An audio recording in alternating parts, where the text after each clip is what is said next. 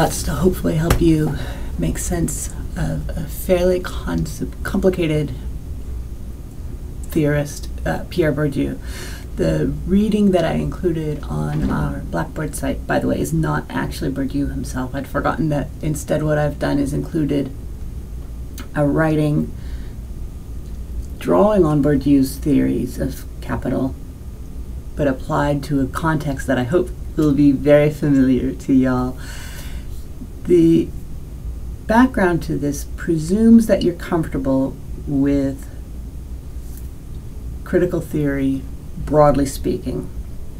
So going back to Marx, we need to understand what class is. And Marx talks about the proletariat versus the bourgeoisie.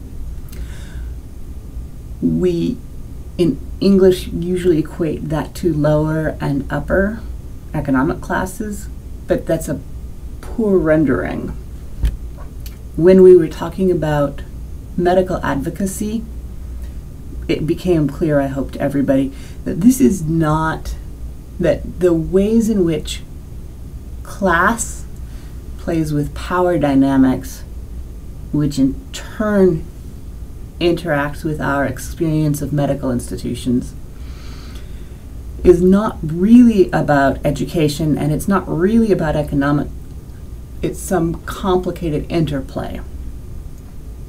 So, to begin with, Americans don't speak well about class anyways. We're uncomfortable with it historically. Our Horatio Alger myths mean that 99.5% of all Americans insist that we are comfortably middle class and reject speaking of themselves as upper class, which makes people uncomfortable, and very much reject thinking of themselves as lower class, which contains social stigma of a variety of sorts.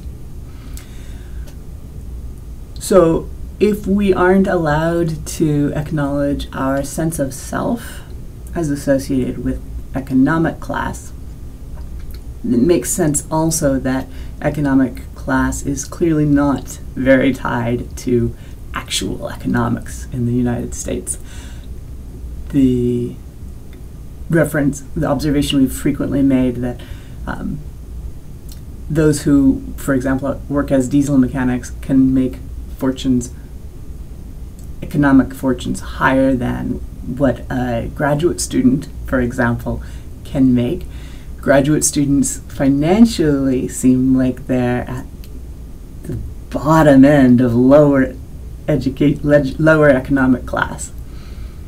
Nevertheless, in terms of Marx's conceptions of class structures, a graduate student is never a member of a lower economic class because the educational background positions one as a bourgeoisie who is, in some ways, has some ownership of their own means of economic productivity. The fact that many of us will work as consultants or in other information economy positions is evidence of the ways in which a graduate student is participating as a member of the bourgeoisie, not the proletariat, and thus is a member of the upper class, even though financially I'm sure there are days where you're scrambling to try to figure out how you're going to have enough food. Bourdieu moves us beyond what Marx's critical theory was able to do. There are many criticisms of Marx's theory. It's obviously problematic in a lot of ways. His conceptualizations of capitalism are woefully simplified. Bourdieu does three moves that are really important. And he's regarded as a post-structuralist.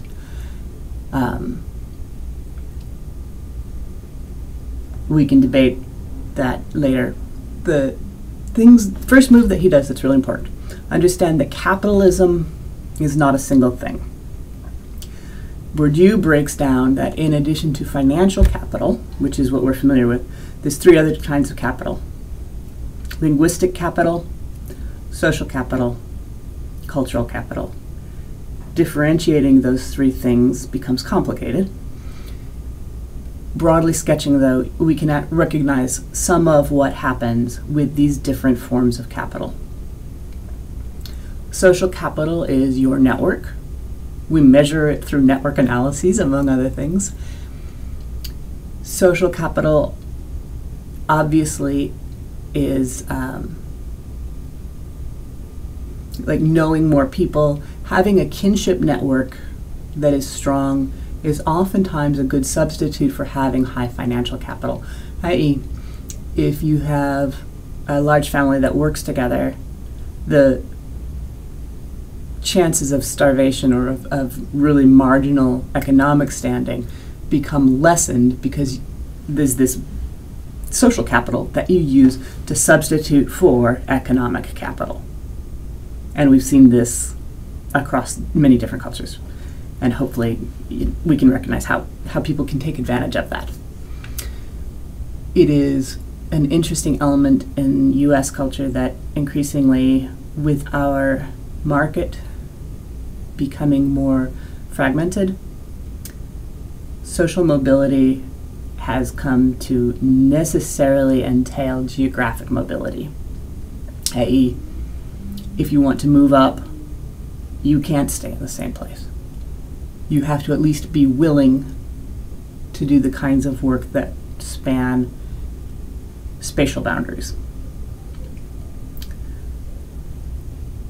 One of the other ways, then, instead of relying strictly on social capital, we talk a lot about things like cultural capital. Some of that is knowledge. A large part of that is knowledge. So knowing how to do Airbnb, for example, in the early days in particular, was a way of using cultural capital to substitute for economic capital. And that set of knowledge, the ability to enter into practices that allowed for that kind of geographic mobility, was really valuable to economic capital and other forms of capital. Your social network is likely to increase as you do that kind of travel.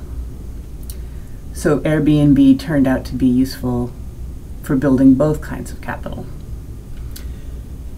Often when we think about cultural capital, we think about it in terms of distinctive class markers. In medical advocacy, one of the places where you see that is the ability to ask a question. If one knows a great deal about how insurance works, for example, in particular, you now know better what kinds of questions are not going to be met well at the doctor's office, what kinds of questions you can ask the front desk personnel more productively than you can ask the doctor. You know also some of the things that ways to make sure that you're not asking questions that will be met with problems or resistance, or things, asking questions that imply medical malpractice or other things that might lead to lawsuits down the line, right? There's a great deal of concern around that kind of, any topic that gets brought up in a way that sounds accusatory is going to be met with that defensiveness. And we know that from conflict spirals in general. So these are forms of cultural capital. Bourdieu's original writing, which I don't have on Blackboard after all, goes through and details cultural capital in terms of house decorations. And so when you go visit somebody's office or somebody's residence, we learn a lot about them very quickly. One of the characteristics, for example, of upper class or bourgeoisie households is that there's often a very minimalist decor. You see a larger ratio of space to things than there is things to space, whereas we associate with proletariat households the higher ratio of things to space. Mantelplaces covered with knickknacks is the opening imagery that Bourdieu calls forth, right? All the little angel decorations all across the fireplace. Linguistic capital is most immediately recognized in things like our vocabulary. You can usually pick up from an interlocutor something of their economic background based on their education background, based on their vocabulary. So the use of $50 words is a metaphor that we make jokingly, but there's truth to that as well.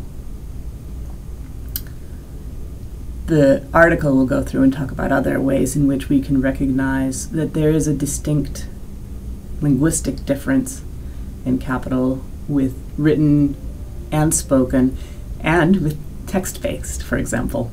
The use of emoticons, which had at one point been fairly indicative of a bourgeoisie background because we had to program them at one point. It then got taken up by the lower classes in the tech fields. It then, as it moved into the lower classes, it starts getting gendered. It starts picking up, in addition, other associations across the class difference, right? So intersectionality, when we talk about class, one of the other complicating factors is that it's not really that we're talking about financial capital or even all these other forms of linguistic capital, because in the US, race also becomes a really complicated part of that, as does gender. And so critical theories often have to wrestle with all of these at the same time and sometimes get sloppy about noting that intersectionality. Okay, so linguistic capital. Similarly, knowledge of medical terms and the ability to correctly pronounce them, the ability to recognize new ones when they're introduced, because they will be, based on Latin roots. And so having a very, very strong education that included a strong element of fairly classical training, recognizing separately prefixes, suffixes, Latin roots, maybe also including foreign language training. Right, we get a better recognition of our own language if we study, for example, study German and French, because our language, English language, is a combination, melding those two things. And if you've studied French or Spanish, you have a better handle on the vocabulary, the Latinate vocabulary. If you've studied German, you have probably a stronger understanding of our own grammatical structures. And one of the other markers, very strong marker of lower class versus upper class economic linguistic capital, is subject-verb agreement, things like that. Pronoun use also, by the way. I sometimes get criticized for insisting that pronoun use still matters in speeches and to try to stay away from it, but historically that has been one of those class linguistic markers. Further complicating all of this, all of the markers change, right? So culturally, there was a time when the cultural capital, for example, of a velvet painting of Elvis would have clearly marked one as lower class.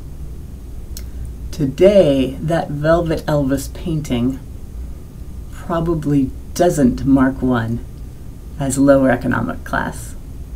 Indeed,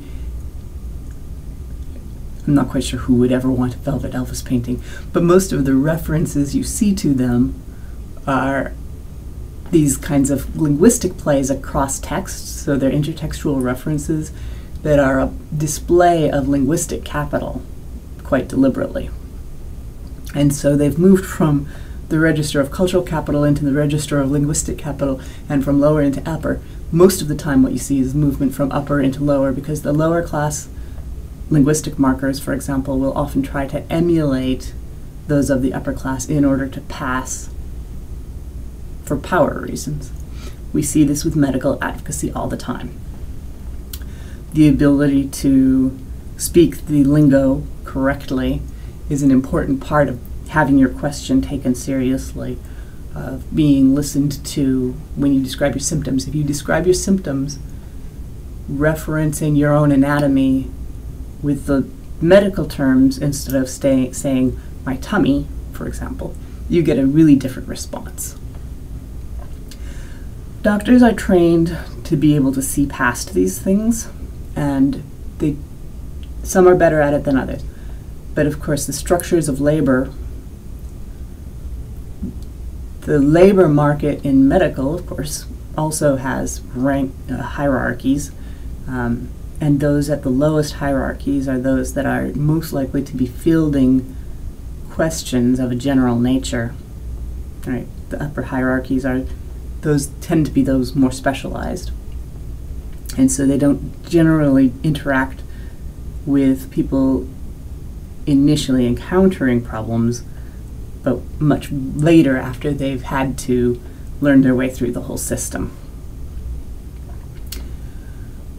The lower economic status medical professionals, therefore, are the ones who are most constrained by insurance, by time, by rules and regulations, all of those kinds of things, and so least able to have agency themselves, have the ability, the self-efficacy to choose to set aside time and listen differently, even though all doctors do have training in this, and it is valued by the profession. It is. Cool thing that Bourdieu points out to us, number 2. These multiple forms of capitalism, just like financial capital, are all social constructs that exist only to the extent that we socially enact them at any given moment. That's why they're so subject to change, and they change quite rapidly. Jazz moving from being a lower economic cultural capital to now being considered a very high cultural capital kind of marker. Nobody listens to jazz unless they have a whole lot of knowledge and time and other markers of class. So in addition to the fact that these markers change rapidly, they exist only to the extent that we interact with them, and so everybody has to be able to recognize them more or less. Bourdieu introduces fields and habitus as the ways to talk about the ways the pre-existing meanings of these markers, these forms of capital, but also the actions that perpetuate them. That's the habitus. And in specific instances of habitus, one can negotiate the underlying fields of capital. The easiest ways to think about this is that liquidity of capital, right? You're familiar, I hope, with the concept of financial liquidity, the ability to move your money rapidly and easily. And if you've got your money invested in stocks, it's harder than if you have your money sitting in the bank. And so even though the bank has lower interest rates, you're never going to, right? And so in some ways it's a less advantageous financial move.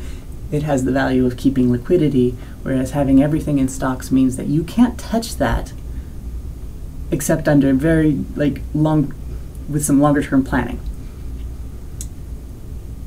Liquidity of linguistic capital and social capital and cultural capital similarly.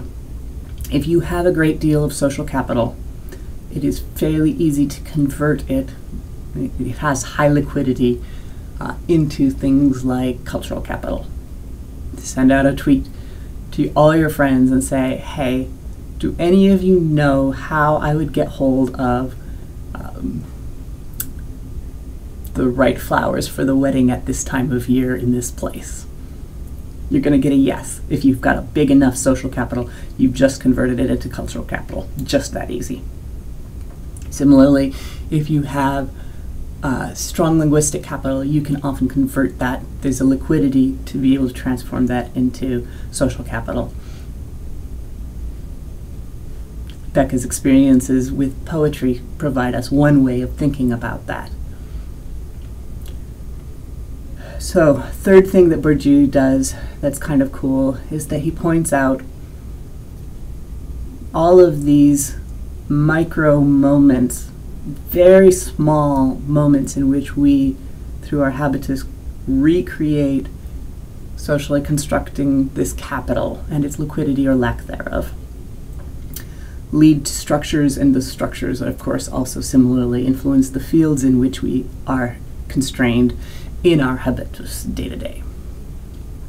And so the habitus of marriage, for example, from lower economic class versus upper economic class, those are often very different relationships.